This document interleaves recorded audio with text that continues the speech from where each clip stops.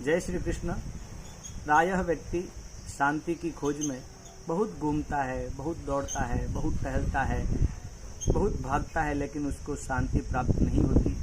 कभी वह पर्यटन स्थलों का सहारा लेता है, कभी वह बर्फ के पहाड़ों की ओर बढ़ता है, कभी वह रेगिस्तान की ओर कूच करता है, कभी वह मंदिर की राह लेता है, कभी वह मित्र मंडली के साथ घूमता है, कभी बगीचों का सहारा लेता है, कभी उद्यान में घूमता है, कभी वह किसी दुकान के बाहर गपशप लगाता है और उसको लगता है कि मुझे इस प्रकार से शांति की प्राप्ति होगी। थोड़ी देर के लिए भले ही इस प्रकार से यत्न करके मन को बहला लो, लेकिन शाश्वत शांति, चिर शांति भीतर की यात्रा किए बिना प्राप्त नहीं हो सकती, क्योंकि जो अवगुण हैं वे हमारा पीछा नहीं छोड़ते, जो विकार है वे हमारा पीछा नहीं छोड़ते।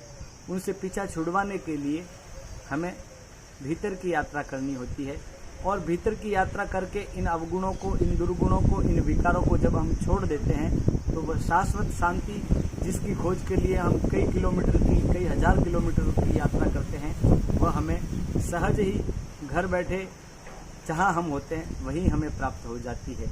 क्योंकि मानो किसी में ईर्ष्या का भाव है तो वह भले ही पुंछ चला जाए, शिमला चला जाए, तो वो ईर्ष्या का भाव तो जाने वाला नहीं। मान लो किसी को लोभ है तो वो रेगिस्तान चला जाए, तब भी वह जाने वाला नहीं।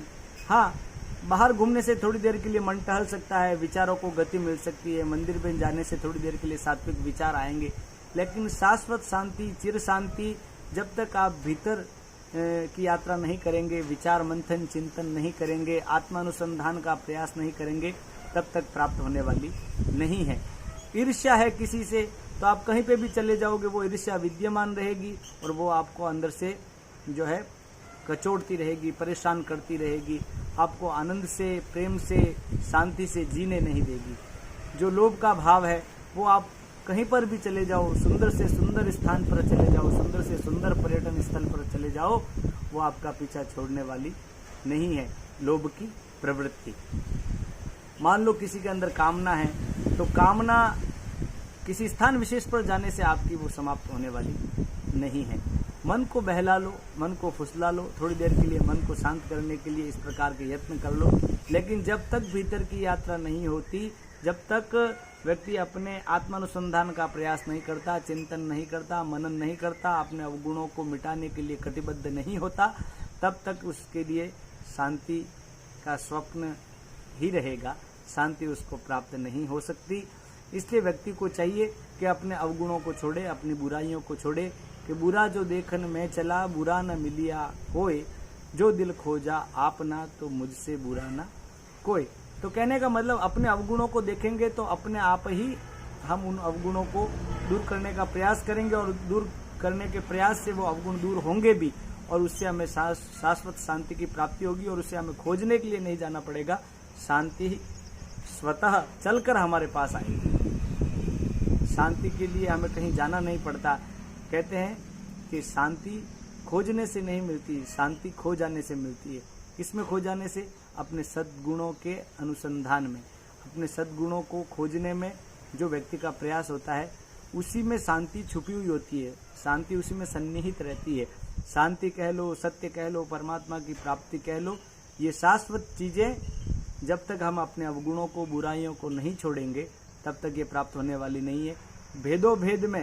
भेदोपभेद में कहने में ये बहुत प्रकार है, शांति, सत्य, परमात्मा, लेकिन वस्तुतः एक ही है। इनकी प्राप्ति हो जाने पर हमें अपने स्वरूप का बोध होता है, और जब व्यक्ति को अपने स्वरूप का बोध हो जाता है, शाश्वत बात का पता चलता है, तब व्यक्ति झूठी बातों को त्याग देता है कि झूठो है, झूठो है, झूठो सदा जग संत कहंत न अंत लहा है। तो झूठी सब बातों को वो सिरे से खारिज कर देता है, उनको जड़ से समूल नष्ट कर देता है। तो कहने का अभिप्राय है, व्यक्ति को ये चाहिए कि अपने भीतर की यात्रा करे और शाश्वत शांति की राह खोजे। कहीं बाहर जाने से, कहीं टहलने से, पैसे खर्च करने से, लोगों के सामने बनावटी हंसी रखने से शाश्वत शांति की प्राप्ति होने वाली नहीं। उसके लिए तो जो प्रयास किया जाना है, वही प्रयास यदि थोड़ी बहुत मात्रा में, न्यूनाधिक रूप में भी किया जाएगा, तब शाश्वत शांति की प्राप्ति हमें हो सकती है, अन्यथा नहीं हो सकती। आज के लिए इतना ही। जय श्री कृष्ण।